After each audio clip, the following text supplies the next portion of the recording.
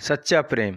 राजीव जब से मेरी जिंदगी से गया है तब से मुझे लड़कों की शक्ल से भी नफरत हो गई है।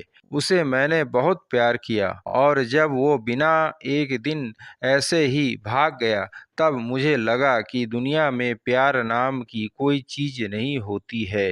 अब मैं जैसे बिना दिल वाली इंसान बन गई हूँ। मुझे कुछ भी महसूस नहीं होता है क्योंकि अब मुझे लगता है कि इससे बड़ा मेरे लाइफ में अब क्या होगा। इसलिए आज मेरे पापा मम्मी के बोलने पर मैं तैयार हो गई एक लड़के से शादी करने को। पापा का बोलना था कि एक बार उस लड़के से मिल लो। मैंने मना किया क्योंकि जिसको मैं इतने सालों तक साथ में रहकर नहीं पहचान पाई तो अब एक छोटी सी मुलाकात से एक अजनबी को क्या पहचान पाऊंगी। लेकिन लड़का भी मुझसे मिलना चाहता है कि मैं अकेले ही मिलने उससे जाऊं।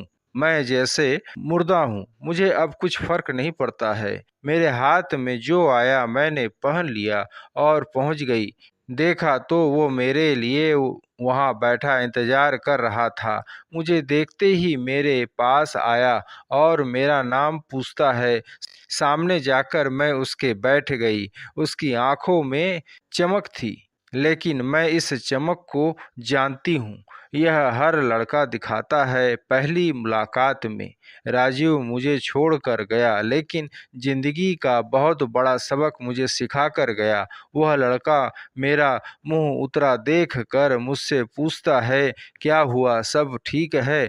मैंने भी उसे जवाब दिया, मेरी थोड़ी तबीयत खराब है। फिर वो बोला कि आप फिर आज क्यों मिलने आई? हम फिर कभी और रात डिनर कर सकते थे। बात तो वो अच्छी कह रहा था, लेकिन अच्छी बात लड़कों की कितनी जल्दी बदल जाती है, इसका अंदाज़ा मुझे अब अच्छी तरह से है। मैंने उसे कहा, नहीं मैं ठीक हूँ, कोई बात नहीं।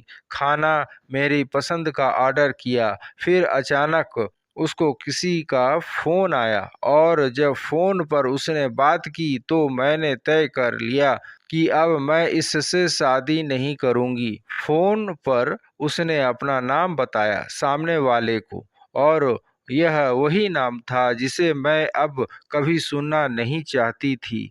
उसका नाम भी राजीव था। मैं भी हैरान थी। मैं इतनी ज़्यादा खोई हुई थी कि अभी तक मैंने उसका नाम नहीं पूछा, ना पापा मम्मी से, ना ही उससे। मैं एकदम से खड़ी हो गई और उसको बोला कि मैं जा रही हूँ, मेरी तबीयत ज़्यादा खराब है। वह जैसे घबरा गया। मुझसे बोलता है कि मैं छोड़ देता हूँ आपको गाड़ी से। पर मुझे अब उसके मुंह से कही हर बात कांटे की तरह चुभ रही थी। उसको बिना जवाब दिए मैं वहां से चली आ रही थी। वो मेरे पीछे पीछे आ रहा था।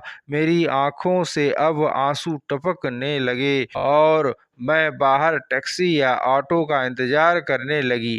आंखों में मेरी आंसू देख कर उसने मेरी बाह पकड़ी और मुझे गाड़ी में बैठने को कहा। उसने मेरी बाह पकड़ी, बस इतना तो बहुत था मेरे अंदर की आग को निकालने के लिए, और मैंने उसके मुंह पर जोर से एक थप्पड़ मार दिया। वो जैसे हक्का बक्का रह गया और फिर उस राजीव की भड़ास इस राजीव पर निकाली। और मैंने कहा, तुम लड़के अपने आप को समझते क्या हो? जो मन चाहा वो करोगे क्या? जब तुम्हारा मन किया किसी का हाथ पकड़ लेते हो, जब मन किया बिना बताए भाग जाते हो, और वो बस चुपचाप मुझे खड़ा देखता रहा। टैक्सी आई और मैं बैठकर वहां से चली आई। आते वक्त मैंने उसका चेहरा भी नहीं देखा। अपने कमरे में आने के बाद 1 घंटा मैं और रोई।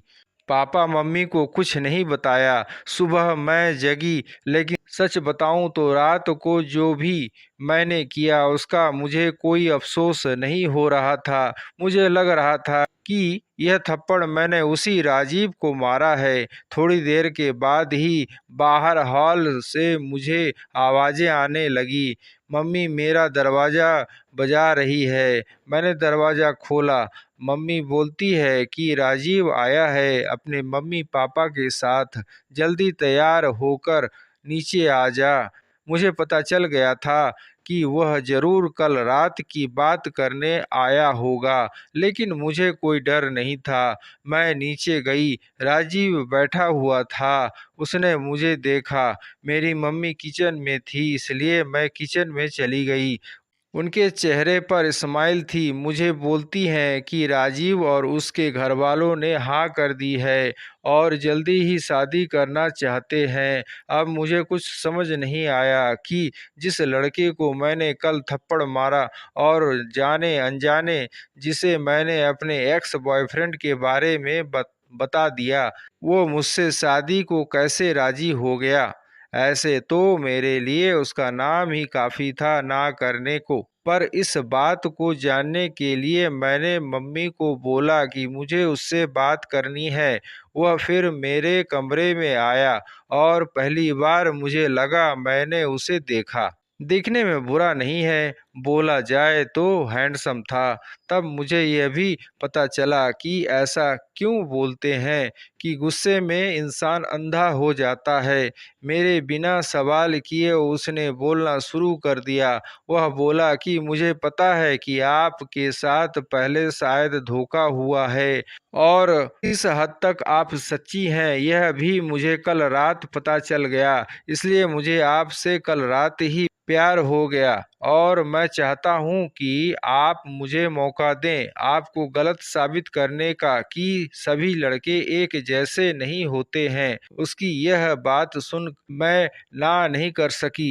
एक वो राजीव था जो मुझे प्यार पर से विश्वास उठा गया और एक यह राजीव था जो फिर से बिलीव करा रहा था कि प्यार होता है। तो दोस्तों, यह कहानी आपको कैसी लगी हमें कमेंट करके ज़रूर बताएं और यह कहानी पसंद आने पर लाइक, शेयर और सब्सक्राइब ज़रूर करें। धन्यवाद।